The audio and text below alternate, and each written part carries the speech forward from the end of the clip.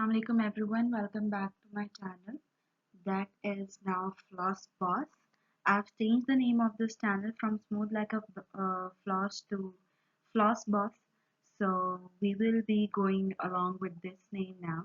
So coming back to our lectures, we were doing our prosthodontics in which we have started removable partial dentures and we did till our maxillary major connectors, and now it's the second lecture of maxillary major connectors. So moving on, in last lecture we studied that maxillary major connectors have 6 basic types, and we did till single palatal strap and combination anterior posterior palatal strap type of connector. In this lecture we will be covering our palatal plate type connector, that is this one, and U-shaped palatal connector, that is this one. Okay, in this lecture we will be covering these two type of maxillary major connectors. Other than that, we will be left behind with single palatal bar and anterior posterior palatal bar, and we will cover this inshallah in other lecture. So moving on, palatal plate type connector. The word palatal plate are used to designate any thin, broad, contoured palatal coverage used as maxillary major connector, covering one half or more than half of a hard palate. Okay, plate is like kind of a thin sheet covering your palate. Okay, this thing. It's really thin and it's cover more of the hard palate and some part of the soft palette. Okay, it covers your this area and it's thin sheet kind of a structure, therefore it's called plate, and it's cover the palate, hence given the name palatal plate. It provides greater amount of tissue coverage, and if you are going for palatal plate, then you need to uh, duplicate exact anatomic contours on final denture. You need to replicate exact anatomical contours in the cavity or on the palate on your final denture that eventually the patient will be wearing. Okay, so advantages of palatal plate, it are there that it's uniformly thin plate, its corrugation adds strength, its surface irregularities are intentional. Okay, in uniformly thin metal plates, it produces the anatomic contours of the patient's own plate. The thinness and thermal conductivity of the metal make the palatal plate more acceptable to the tongue and the underlying tissue. Okay, the corrugation adds strength, it enhances the rigidity, allowing for a thinner casting with adequate strength. Okay, and the surface irregularities require only electrolytic polishing to maintain the original thickness of the plate. So, and the fourth advantage is that it's retention through interfacial surface tension. It is retentive. It takes its retention from interfacial surface tension between the tension between the soft tissue and the surface of the palatal plate. Ensures great retention, helping resist the pull of the sticky food, moving border tissues, force of the gravity during coughing and sneezing. Retention depends on total area of denture base in contact with the supporting tissues. The greater the surface area of the denture base, the greater it will be covering the supporting tissues, and the greater will be the contact, hence the greater will be the retention. Okay, direct and indirect retention requirements vary depending on the retention provided by the denture base. The direct and indirect retention depends on the denture base. Have you fulfilled those ideal requirements of that denture base or not? Okay.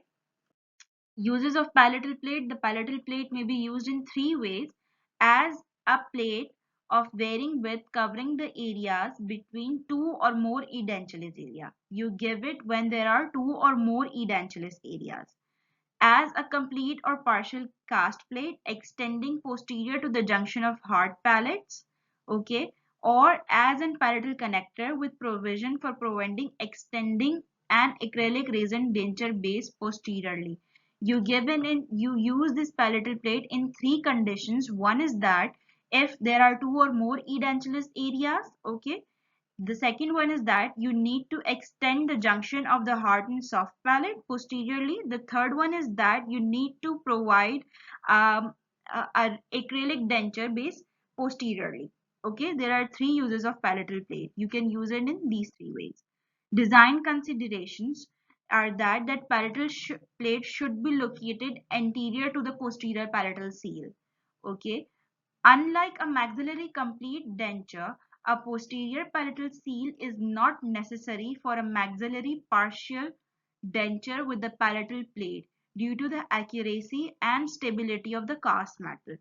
In complete denture, you have to locate your denture uh, posteriorly to the palatal seal.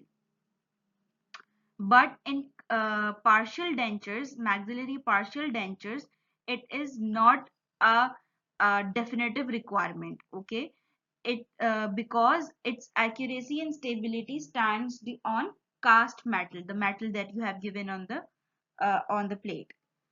Okay, indication for complete palatal coverage are that when the last remaining abutment tooth on either side of class 1 arch is the canine or first molar. What are the indication when the abutment tooth is canine or first molar? Complete palatal coverage is strongly advised, especially in the residual ridge have undergone excessive vertical resorption. There are two indications for palatal plate, which are that if there is class 1 arch, okay, and the canine and first or the first molar are your abutment tooth. Okay, the second indication is that the residual ridge have undergone excessive vertical resorption. In these two conditions, you can give a palatal plate. The second type that we are going to study in this lecture is U-shaped palatal connector. I hope the first one is clear. If not, comment it down and I will make sure to address your query. Okay, the second one is U-shaped palatal connector. It is given because of its shape. See, it's a inverted U. Okay, the U-shaped palatal connector is least desirable major connector from both the patient and mechanical standpoint. This it should never be used arbitrarily and must be chosen only when absolutely necessary. You don't give a U-shaped palatal connector frequently. It is only given when necessary. If other options are available and you can give other three types of major maxillary connectors, you should go for them rather than this one. Okay. Indication for its use are that when a large inoperable palatal torus exists, making other connectors impractical. That's really straightforward. Occasionally, when several anterior teeth are to be replaced and alternative designs are not feasible, in most cases, other designs provide effective function and support. In most of the cases, what it does say that other designs um, uh, are more effective. Okay, in terms of function and support, you only go for U-shaped palatal plate when you have an inoperable torus that you cannot operate on, you cannot remove that kind of a torus. So you go for this type of maxillary major connector, or there are several anterior teeth are missing and other designs of maxillary major connector are not feasible. Only in these two conditions you go for U-shaped palatal connector, major connector. The principal objections. What are the objections? Why we don't give a U-shaped palatal connector? Because lack of rigidity, poor support characteristics, and bulk and interference with the tongue. Okay, lack of rigidity compared with other designs, it allowed lateral flexure under occlusal flow forces. Okay, when the person is chewing, the lateral flexure will occur, which will be an hindrance in the function of the connector of the denture. This can induce torque or direct lateral forces to the abutment teeth, compromising the stability of the denture. Okay. Poor support characteristics may permit impingement of the underlying tissue when subjected to occlusal loading, does not provide necessary support for the prosthesis, leading to discomfort and instability. Bulk and interference with the tongue. To achieve rigidity and increased thickness is required. Okay, and this bulk is often located in the area where the interference with the tongue movement, affecting speech and comfort. To achieve rigidity, to achieve stability and rigidity, the thickness, there is requirement in the design thickness. Okay, and when this bulk is added into the design, this bulk is located or added in the areas where the tongue movements occur. Okay, and which then affect the speech and comfort of the patient, of the tongue.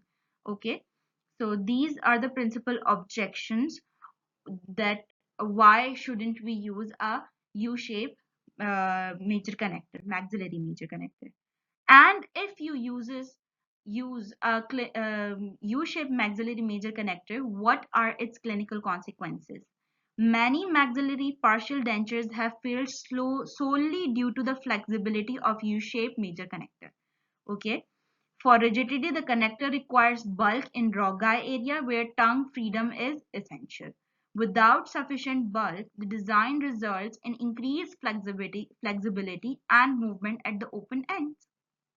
In distal extension partial denture, there are no posterior tooth support and movement becomes significant and causes trauma to the residual ridge.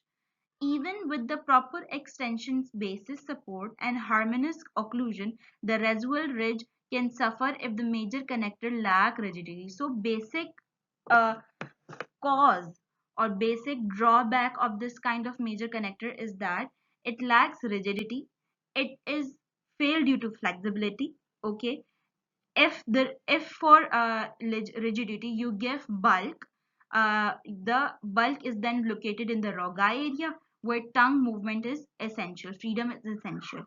Okay, if the flexibility is if the bulk quantity is insufficient, the flexibility increases and the movements at the open end increases. Okay, these are the 4 or 5 consequences, clinical consequences of the maxillary major connectors, of the U-shaped major connector, maxillary major connector. Okay. Consideration for improving. Okay. If you are giving, if there is no other option present and you have to give this kind of a major connector, U-shaped major connector, what are the consideration that you're going to look into? Wider coverage makes it resemble a palatal plate type connector which provide better support. If you narrow the U-shaped design, retain the disadvantages of flexibility and poor support. Rigidity can be improved by incorporating multiple tooth support through definite rest. A common design error is placing the connector too close or into the contact of gingival tissues.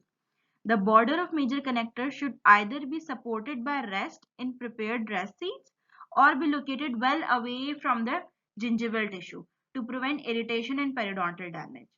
What are the 5 design considerations that you have to take? One is that you should give a wide coverage, okay, that it will resemble parietal plate kind of a connector, which provides a better support.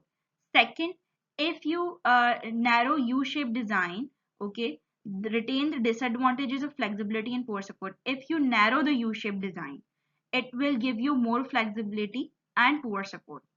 Okay? So you don't have to narrow the U-shaped design. You have to make it more wider. Okay. Third is that to improve the rigidity, you should provide multiple tooth support through rest seats. Okay. The fourth is that the most common error is that placing major connector too close to the gingival tissues. You have to place it away from the gingival tissues to prevent irritation and periodontal damage. And to give a good support to the denture, you should give rest in prepared rest seats. Okay. These are the 5 design consideration that you should take while making your U-shaped palatal major connector. So this will be all for today's lecture. And if you have any query regarding both of these two kind of major connector that we have covered in this lecture, kindly comment it down or highlight it down. Ask me on my Instagram channel or on my Instagram page or in this channel's comment section. I'll make sure to make you understand those things and to remove your query. Okay, do like, comment, share, and subscribe my channel and follow me on Instagram. And thank you so much. Take care. Allah Hafiz. Bye bye.